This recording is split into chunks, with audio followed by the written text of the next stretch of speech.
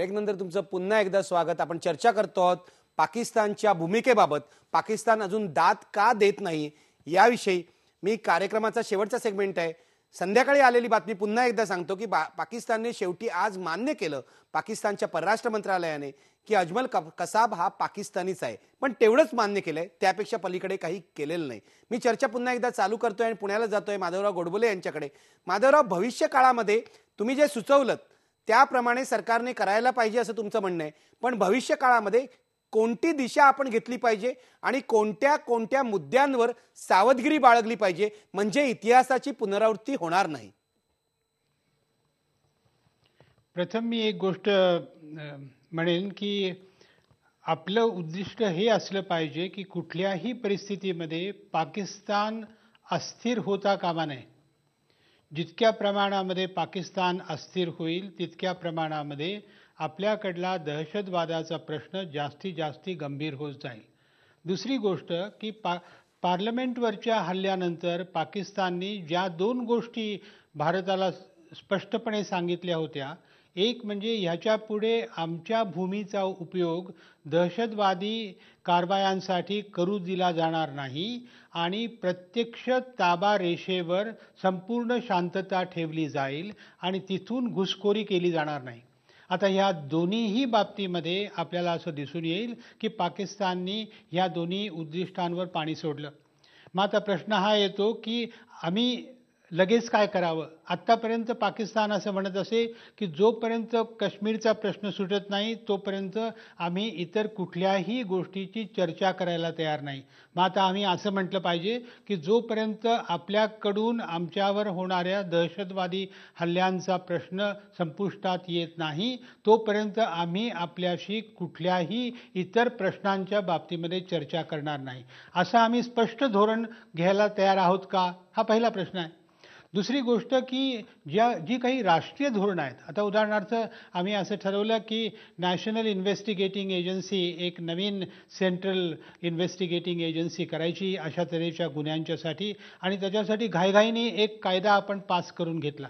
आता आपण बघितलं गेल्या 2-3 दिवसामध्ये की अनेक मुख्यमंत्र्यांनी तक्रार केली आहे की ह्या कायद्याचं प्रारूप ह्याची चर्चाच झाली नाही राज्यांच्या मुख्यमंत्र्यांशी. अशा तऱ्हेने आपण जर संघराज्यामध्ये केंद्राच्या तर्फे अशा तऱ्हेने ह्या प्रश्नाकडे बघणार असू तर मला नाही वाटत की आम्ही ह्या प्रश्नाची सोडवणूक करणार आहोत.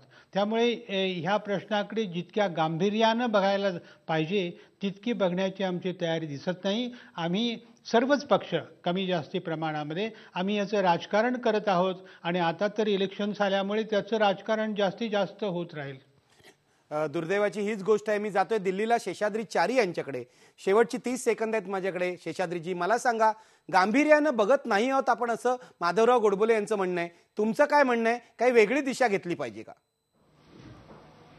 गेली 5 वर्ष म्हणजे युपीए सरकार आल्यापासून भारतीय जनता पार्टीचं धोरण हेच होतं. भारतीय जनता पार्टीने अनेक वेळेला मागणी केली की जे पोटा कायदा तुम्ही रद्द केला होता तो पोटा कायदा पुन्हा आणा. पण हे सगळं होता 5 वर्ष संपल्यावर आता शेवटच्या या 2 महिन्यामध्ये या सरकारने अशा प्रकारचा एक कायदा आणलेला आहे. हा देखील ठीक आहे, पण too little and too late असंच म्हणावं लागेल या सगळ्या बाबतीत. एक तर संघराज्य आणि फेडरल सेक्टर असल्यामुळे बाकी सगळ्या राज्यांशी संपर्क केलं पाहिजे होता. या सगळ्या गोष्टी आपण गृहीत धरतो की या केंद्र सरकारने केलं असेल. पण एक विशिष्ट परिस्थिती असल्यामुळे या विशिष्ट परिस्थितीमध्ये केंद्र सरकारने जर अशा प्रकारचा कायदा कानून आणलेला आहे तर सगळ्या मुख्यमंत्र्यांना सांगून हा कायदा कसं अंमलबजावणी या कायद्याची करता येईल ह्याच्याकडे जास्त लक्ष दिले पाहिजे. तिसरी गोष्ट, आपल्याकडे आता गेली 50-60 वर्ष आपण इंटरनल सिक्युरिटीवर जास्त आपण आग्रह करत होतो. नॅशनल सिक्युरिटी असा एक विषय असल्यामुळे नॅशनल सिक्युरिटीवर आपण फारसं लक्ष दिलं नाही. आता पुढे जाऊन नॅशनल सिक्युरिटी या विषयावर आपण जास्त लक्ष दिले पाहिजे. National security is not internal security. Internal security आणि नॅशनल सिक्युरिटी एक छोटासा भाग आहे. सर्वात महत्त्वाची एक गोष्ट मी सांगू इच्छितो, अनेक वेळेला असं म्हटलं जातं की पाकिस्तानला अस्थिर करणं आपल्याला योग्य नाही. ह्या बाबतीत या विषयाशी मी बिलकुल सहमत नाही. पाकिस्तान जेवढं अस्थिर होईल, पाकिस्तान फक्त अस्थिर होणं एवढंच नव्हे तर पाकिस्तान खंड होऊन पाकिस्तान 4-5 भागामध्ये वाटलं जाणं पाकिस्तानचं डिसमेंबरमेंट होणं हे आपल्याला उलट चांगलंच आहे. आपण या सगळ्या गोष्टीतनं कधीही भीती करता कामा नये. भीती बाळगता कामा नये. शेषाद्रीजी माफ करा, माझी वेळ संपली आहे. मी शेवटी जातोय चौसाळकर यांच्याकडे. अशोकजी, मला सांगा की दोघांचंही तुम्ही ऐकलं, आता शेवटी तुमचं काय म्हणणं आहे? अगदी 30 सेकंदच आहेत माझ्याजवळ. पाकिस्तानच्या सरकारजवळ एवढी ताकद नाही की ते सर्व दहशतवाद यांच्यावर नियंत्रण आणू शकतील. कारण पाकिस्तानच्या सरकारमधले काही एलिमेंट, विशेषतः ISI, काही प्रमाणामध्ये दहशतवाद्यांना पाठिंबा देतात. त्यामुळे आपला मुख्य जो प्रश्न आहे तो म्हणजे आपण स्वतः आपल्या देशाची जी अंतर्गत व्यवस्था आहे ती बळकट केली पाहिजे. की कोस्ट गार्ड असताना, नेव्ही असताना 10 दहशतवादी येतात आणि मुंबईवर ज्या प्रकारचा हल्ला करतात, ती गोष्ट आपल्या एकूण अंतर्गत व्यवस्था जी आहे ती व्यवस्थित नाही आहे हे दाखवणार आहे. त्यामुळे पाकिस्तानला दोष देण्यापेक्षा आपण मुख्यतः आपली स्वतःची यंत्रणा, हेर संघटना, आपली स्वतःची यंत्रणा सुधारली पाहिजे. अशोकजी माफ करा, माझा वेळ संपलेला आहे. पाकिस्तानला दोष देऊन भागणार नाही, आपलं स्वतःचं घरही नीट केलं पाहिजे. शेवटी मी इतकंच म्हणेन, युद्धाची भाषा होते, दहशतवादी तळांवर हल्ले करण्याची भाषा होते, पण त्याही पेक्षा पुढे जाऊन पाकिस्तानला धडा शिकवण्यासाठी आणि दहशतवादाला कायमचा आळा घालण्यासाठी अशा एका आंतरराष्ट्रीय मुत्सद्देगिरीची गरज आहे, जी भारताकडे आज आहे की नाही याविषयी लोकांच्या मनात शंका आहे.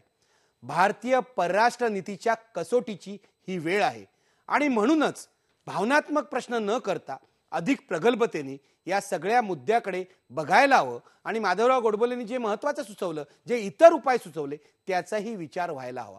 शेवटी पुन्हा एकदा माझा प्रश्न आजचा मी बघतो, पाकिस्तानची भूमिका खोटारडेपणाची आहे का? तुम्ही पडद्यावर बघू शकता. आपले प्रेक्षक काय म्हणतायत? 90% प्रेक्षक म्हणतायत खोटारडेपणाची आहे. याविषयी कुणाच्या मनात शंका नाही. शंका असेल, वाद असेल तर पाकिस्तानला धडा कसा शिकवावा याविषयी आहे. धन्यवाद. पहा फक्त IBN लोक.